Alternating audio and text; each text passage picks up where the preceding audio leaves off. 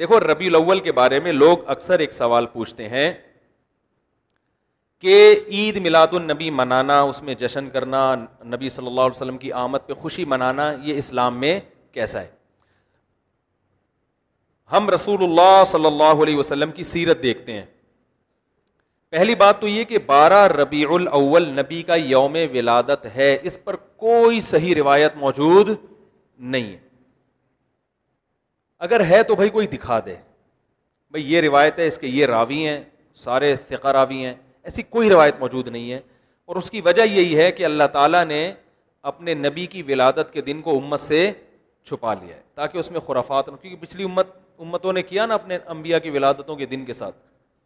لیکن اگر فرض کر لیں، لوگ بحث کرتے ہیں نہیں جی فلاں نے لکھا ہے تو فلاں نے لکھا ہے، چلو مان لیا کہ 12 ربیع الاول نبی کا یوم ولادت ہے، تو ہمیں رسول اللہ صلی اللہ علیہ وسلم کی سیرت میں یوم ولادت پہ کیا کرنا ملتا ہے؟ احادیث صحیحہ سے صحیح حدیث ہے کہ نبی صلی اللہ علیہ وسلم پیر کے دن کا روزہ رکھتے تھے.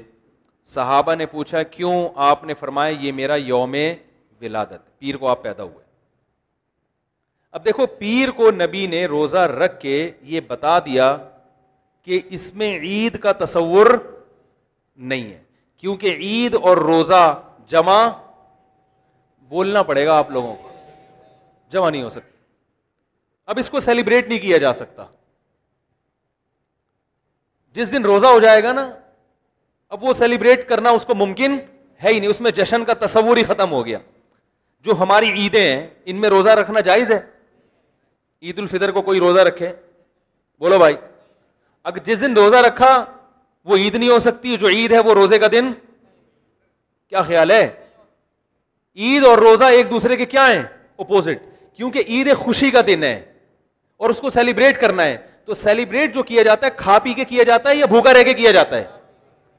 دیکھو آپ کے بچے کا امتحان میں پاس ہو گیا اچھے نمبروں سے، بہت خوش ہیں آپ نے تمام رشتہ داروں کو فون کیا، بھائی میرا بچہ 100 نمبروں سے پاس ہوا ہے، میں بہت خوش ہوں اور میں اب جشن مناؤں گا، ایک سیلیبریٹ کروں گا اس کو. بھائی کیسے کریں گے؟ بھائی آپ تمام لوگوں سے گزارش ہے کہ صبح کا ناشتہ بھی چھوڑ دیں اور کل دوپہر کا کھانا بھی چھوڑ دیں. ہاں بھائی یہ کیا ہو گیا؟ بھائی یہ خوشی ہے یا کوئی غم ہے بھائی؟ روزہ کوئی غم کی علامت نہیں ہے لیکن خوشی بھی نہیں ہے. خوشی کا مطلب خوشی کو سیلیبریٹ کرنا نہیں ہے، منانا. خوش ہونا ایک الگ چیز ہے، خوشی منانا. بھائی خوش ہونے پر تو ہم بھی کوئی پابندی نہیں لگا رہے کہ آپ 12 ربیع الاول کو خوش ہو جائیں. مسئلہ ہے خوشی منانا. منانے کا صرف عید کو خوش ہونے پر کبھی بھی نہیں منائی جائے گی، صرف عید کے دن یا کوئی خوش یعنی یہ کوئی کھانا کھلا کے. تو آپ کے بچہ 100 نمبروں سے پاس ہوا، آپ نے کہا کہ ہم خوشی منائیں گے. بھائی کیسے منائیں گے؟ آپ بھی کھانا چھوڑ دیں اور ہم بھی کھانا لے. بھائی وہ کہیں گے بھائی پہلے ہم اس طرح تو ہوگا کہ آج ہم زیادہ کھائیں گے، اس طرح تو منائی جاتی ہے. تو یہ بات سمجھ میں آ گئی.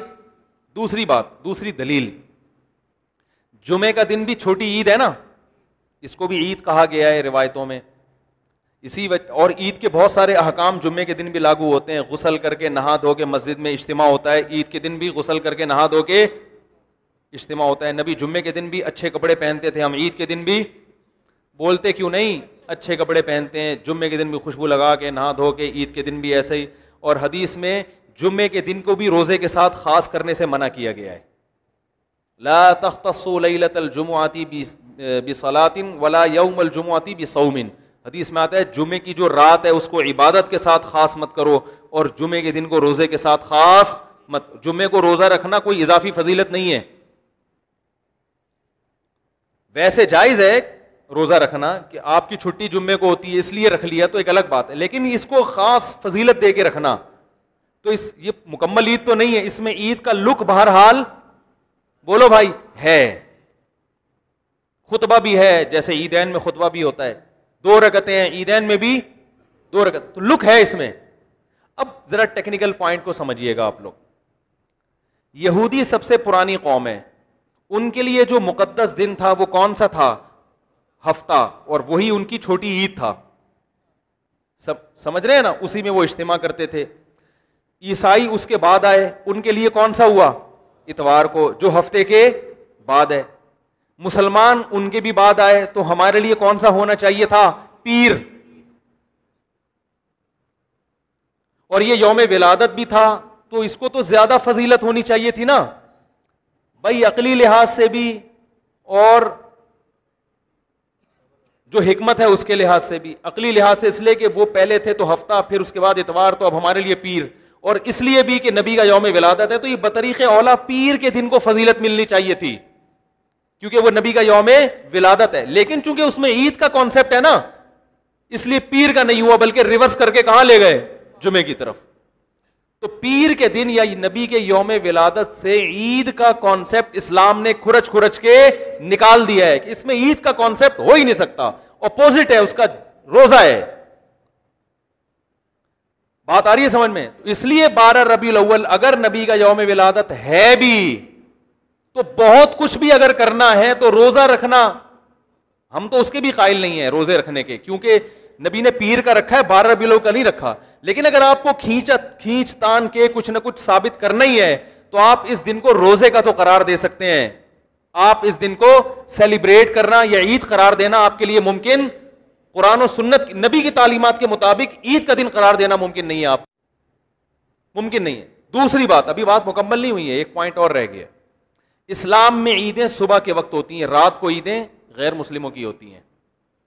کرسمس زیادہ جوش و خروش سے کم منایا جاتا ہے رات کو, کیونکہ اس میں ڈھول ڈھمکے ہوتے ہیں, لائٹنگ ہوتی ہے. لائٹنگ رات کو جچتی ہے, دن میں لائٹنگ بولو بھائی نہیں. جبکہ اسلام کے جو تہوار ہیں وہ کب ہوتے ہیں؟ صبح کے وقت.